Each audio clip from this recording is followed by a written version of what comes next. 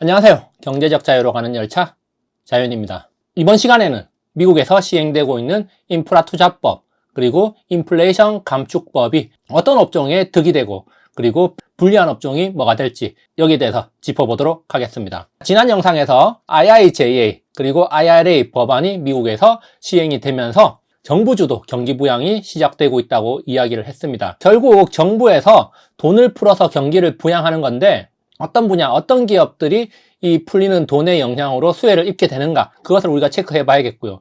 그리고 두 번째 영향으로는 이 돈풀기 재원 마련, 세수가 턱없이 부족합니다. 그렇기 때문에 미국 정부에서 돈을 찍어내서 돈풀기를 하는 건데 결국에는 채권 발행으로 연결된다는 거예요. 그렇기 때문에 이 채권 발행의 영향이 어떤 식으로 이어질지 여기에 대해서도 우리가 한번 체크를 해볼 필요가 있습니다. 지난 영상에서 이야기를 해드렸습니다. 인프라 투자법에서 도로 인프라에만 1,100억 달러가 투입되고 그리고 파워 그리드에 730억 달러, 레일 서비스에 660억 달러, 그리고 통신망 구축에 650억 달러, 상하수도 인프라에 550억 달러가 배정이 되어 있습니다. 자, 이게 올해 배정이 돼가지고 집행이 되고 있고요. 그렇기 때문에 결국 도로 인프라에는 건설기계 업종이 수혜를 보게 될 것이고 차세대 전력 설비 구축에는 전선, 변압기 기업이 수혜를 보게 될 것이고 그리고 통신망 재정비는 통신 인프라 구축, 통신 관련 회사들이 수혜를 입을 가능성이 높다 이렇게 생각할 수가 있겠고 상하수도는 파이프, 강관 등 이런 것들을 생산하는 기업이 수혜를 볼 수가 있을 겁니다.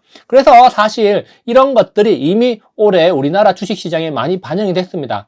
2차전지 그리고 테마주들 중심으로 올해 우리나라 증시가 상승한 것 같지만 또 은근슬쩍 건설기계, 전선 변압기, 파이프, 강관 이런 것들을 생산하는 기업들의 주가도 움직임이 나쁘지 않았다. 제가 여기에 관련되는 기업들을 일일이 읊어드리지는 못하겠지만 지금 시장이 전체적으로 조정받으면서 여기에 관련되는 기업들 주가도 대체로 조정을 받고 있다는 거죠. 자, 그런데 인프라 투자법에 의해 가지고 돈이 집행되면서 그 돈이 기업들한테 흘러 들어가고 있다는 겁니다. 그렇다면은 3분기 실적 그리고 4분기 실적도 긍정적으로 나올 가능성이 있기 때문에 지금 시기가 매수하기에 좋은 시기라는 생각을 개인적으로 하게 됩니다. 그래서 뭐 건설기계 같은 경우는 종목명에 기계라는 이름이 들어가는 기업도 있죠. 그리고 전선 같은 경우도 전선이라는 이름 들어가는 기업도 있고 그리고 변압기 기업 같은 경우는 뭐 중공업, 일렉트릭 그런 식으로 이름이 들어가는 기업들이 있습니다. 파이프, 강관 기업들 같은 경우는 산업재 관련되는 종목들 한번 살펴보면 되겠고 그래서 인프라 투자법 관련 기업들에 투자를 한다면 내년까지 그래도 긍정적인 성과를 거둘 수 있지 않을까 이렇게 생각을 해봅니다. 자, 그리고 좀 더 구체적으로 인플레이션 투자법 한번 살펴보면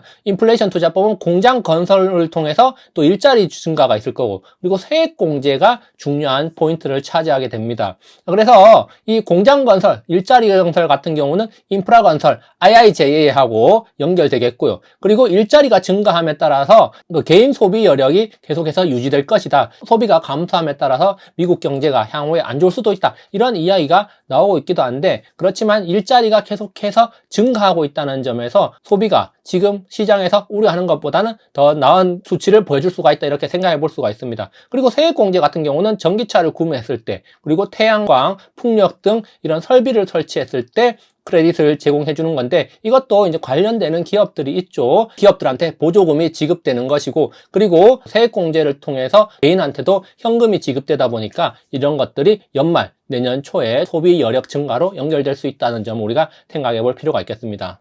자, 그래서 이제 돈 풀어서 경기 부양은 수혜를 받는 기업들, 좀 전에 이야기했던 그런 것들에 우리가 좀 관심 가져보면 좋겠다 이런 생각을 하는데요. 그런데 돈 풀기 재원을 어떻게 마련하냐? 자, 채권을 발행해서 마련하게 됩니다. 자, 그래서 이런 부분은 국채금리 상승 요인이 된다는 거죠. 특히 내년에는 대통령 선거가 있기 때문에 바이든이 더욱더 적극적으로 돈을 풀 가능성이 있죠. 그렇기 때문에 채권 시장은 더 안 좋아질 수도 있다 이렇게 생각해 볼 수 있겠고요. 자, 그래서 국채금리 상승 요인이 된다는 점 포인트로 체크를 해야 됩니다.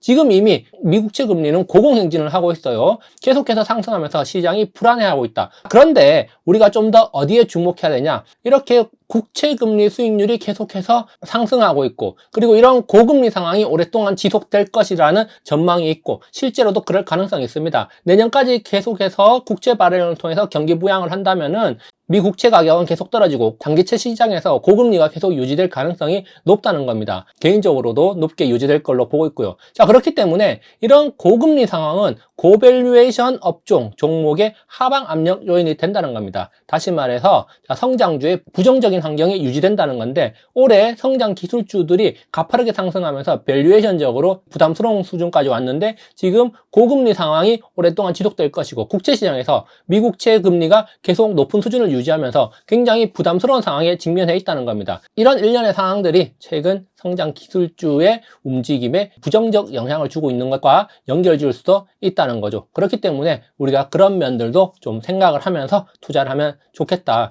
내년까지 바이든은 계속해서 돈을 풀 것이고, 국채 금리는 높은 수준을 유지할 가능성이 높고, 자, 그렇다면 이런 환경은 성장주에는 부정적인 환경이 될 것이고, 그렇지만 일자리 창출을 위해서 공장 건설이 계속되고 인프라 건설이 계속된다면 산업재, 굴뚝 관련주들한테는 긍정적일 수 있다. 이런 관점으로 시장에 접근해 본다면 내년까지 안정적인 포트폴리오를 유지할 수 있지 않을까, 이렇게 생각을 하게 됩니다. 오늘 여기까지 준비해 봤고요. 좋아요, 구독 버튼 눌러주시면 감사하겠습니다. 다음에도 유익한 정보로 찾아오도록 하겠습니다. 감사합니다.